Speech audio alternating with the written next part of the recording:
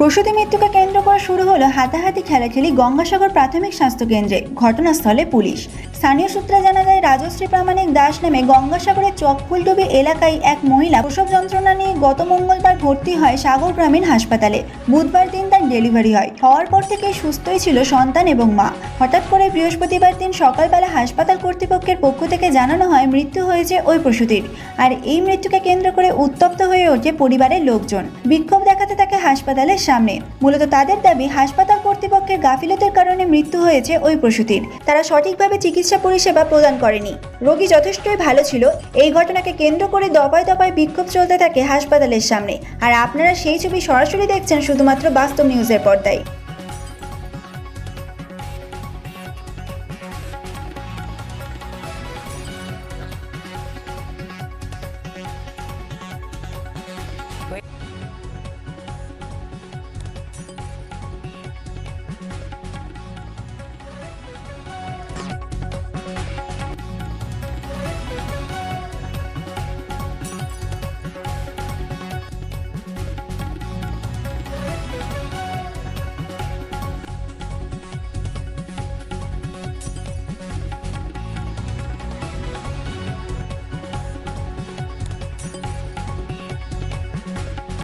আজকে যে মেয়েটা মারা গেল, সেই মেয়েটা কিন্তু আমার বাড়ির পাশের বাড়ি, আমাদের বাড়ির পাশে বৌমা।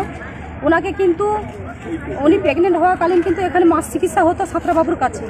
তাকে উনি মাস চিকিৎসা হতে আসতো, 1000 টাকা করে নিত।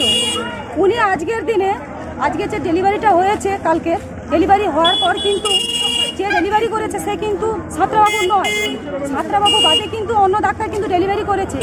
আজকে দিনে, আজকে যে রুগীটা মারা গেল, ডাক্তারবাবু কিন্তু বলতে পারতো যে এখানে চিকিৎসা আমাদের পক্ষে সম্ভব নয়। তাহলে কিন্তু আমরা আগে থেকে কিন্তু একটা স্টেপ নিতাম, আমরা রেফার করতাম, কী করতাম না করতাম আমরা কিন্তু দেখে নিতাম। আজকের 2 মিনিট 4 মিনিট বলছে, 2-4 মিনিট বাকি আছে, এখানে রুগী রেফার করলে কিন্তু বাঁচবে না। তাহলে সেক্ষেত্রে উনি কেন রিস্ক? উনি বলছে আজকে যে এখানে এই হসপিটালে ভালো পরিষেবা নেই, ভালো পরিষেবা নেই যখন, তাহলে কেন উনি রুগীটা হাত করে এখানে চিকিৎসাটা করালেন? কেন আজকে রুগীটা মারা গেল? আজকে দিনে আমরা এখানে বিক্ষোভ করছি, আমরা এই হসপিটাল, সরকারি হসপিটাল, এখানে যে উন্নয়ন মন্ত্রী আছে, এই মন্ত্রী আজকে তার ওনার ভূমিকাটা কি এখানটা? উনি এখানে কেন আজকের নেই? আজকে দিনে কেন উনি এখানে নেই? এই সরকারি হসপিটালে কোনো কিছু পরিষেবা নেই। 2-3 মাস আগে এই হসপিটালে কিন্তু একটা মহিলার উপরে অত্যাচার হয়েছিল, সেটা আমরা থানার মাধ্যমে গিয়েছিলাম, সেটা কিন্তু ধামাচাপা দিয়ে দিয়েছে এই হসপিটালের সুপার। এই হসপিটালের সুপার ধামাচাপা দিয়েছে এবং সেই মহিলাকে কিন্তু হুমকি দিয়েছে, আপনি যদি কেসটা যদি না তুলে নেন, আপনার চাকরিটা খেয়ে নেবো, আপনাকে মার্ডার করে দেবো। তাহলে আপনারা বলুন জনগণেরা, আমরা আজকে এই জায়গাটা কেন উপস্থিত হয়েছি? বিচার চাইছি আমরা এই কারণের জন্য যে এই হসপিটালে গরু ছাগলেরও চিকিৎসা হয় না, যেভাবে মানুষের চিকিৎসা হয়। আপনারা যদি দেখেন তাহলে কিন্তু আপনারা আশ্চর্য হয়ে যাবেন।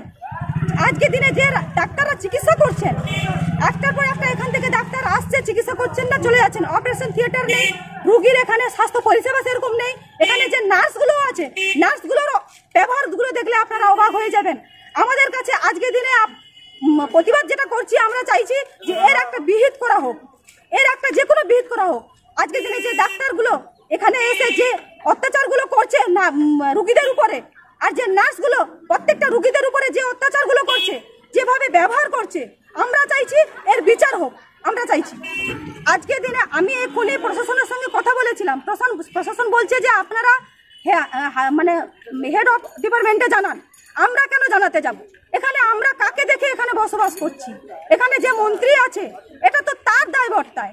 এখানে যে স্বাস্থ্য পরিষেবাটা ভালো নেই, এখানে হসপিটাল যে এইভাবে ভগ্ন অবস্থায় পড়ে আছে, রুগীর ভালো চিকিৎসা হচ্ছে না। আমরা তো চাইবো যে মন্ত্রী এখানে ভূমিকাটা, এখানে এটা তো মন্ত্রীর দায়িত্ব। মন্ত্রী কি করছেন? এত বছর তো হসপিটালের অবস্থা খুব খারাপ, উনি কি করছেন? বছরের পর বছর তো রুগী মারা যাচ্ছে, বাচ্চা মারা যাচ্ছে, শিশু ধর্ষণ হচ্ছে, মহিলা ধর্ষণ হচ্ছে। কি ওনার কি ভূমিকা এখানে আছে? ওরা তো কোনো ভূমিকা দেখতে চাইছি না। আমরা এর সঠিক বিচার চাইছি। হয় বন্ধ করুন, নাহলে তালা লাগা। সঠিক পরিষেবা দিতে পারবেন না তো তালা লাগিয়ে দিক। এখানে কোনো চিকিৎসা করতে দেবো আমরা দেবো না রুগী, এটা আমরা চাইছি। কি নাম আপনার? অনিতা প্রধান। ওর কাছে আমাদের ফ্যামিলিগতভাবে আমরা প্রায় ওনাকে মাস চিকিৎসা করাই, কিন্তু আমরা যখন আগামীকাল রুগী নিয়ে আসি, ওনারা একজন ডাক্তারবাবুকে দিয়ে আমাদেরকে সিজার করায় এবং ওই সিজারের জন্য এটা আমাদেরকে বলা হয় ফ্রিতে করা হচ্ছে, কিন্তু আমাদের কাছ থেকে পর্যাপ্ত টাকা নেওয়া হয়েছে। নেওয়ার পরেও উনি সিজার করেন আমাদের রুগী ভালো থাকে এবং রুগীর সঙ্গে আমরা কথাবার্তা বলি এবং পরিস্থিতিতে আমরা বাড়ি যাই। বাড়ি যাওয়ার পর মহিলারা ছিলেন, যেহেতু মহিলার বিষয় মহিলারা ছিলেন, কিন্তু মহিলারা থাকার পরে 2টোর সময় যখন রুগীর একটু পরিস্থিতি একটু খারাপ থাকে তখন ওনাদের যে ডিউটিরত অফিসার ছিলেন তিনি কিন্তু বারবার সাঁতরাবাবুকে ফোন করেছেন, কিন্তু সাঁতরাবাবু ফোনটা অ্যাটেন্ডও করেননি এবং কোনো সুপরামর্শও উনি দেননি এবং ওনার যিনি অথরিটি হসপিটালের অথরিটি ছিলেন তিনিও ফোনটা অ্যাটেন্ড করেননি। সকালে আমাদের ডিউটিরত যিনি অফিসার ছিলেন তেনাকে বলা হচ্ছে যে রুগীর পরিস্থিতি খুব ভালো হচ্ছে না, উনি অক্সিজেন দিয়েছেন, রুগী যদি আমাদের কাল 2টো থেকে খারাপ থাকে তাহলে আমাদের রেফার করা উচিত, যদি ওনাদের পরিস্থিতি ব্যবস্থা ভালো ছিল না।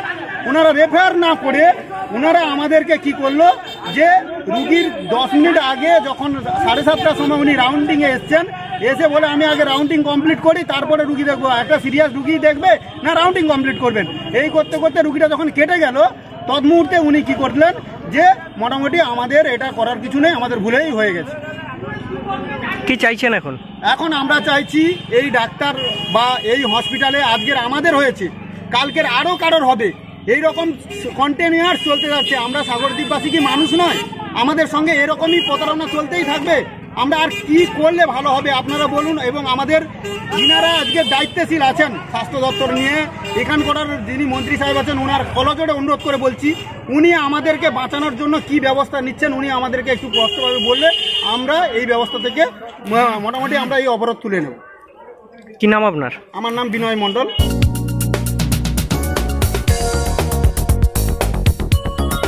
আপনারা দেখছেন বাস্তব নিউজ, কাল্পনিক নয় বাস্তব।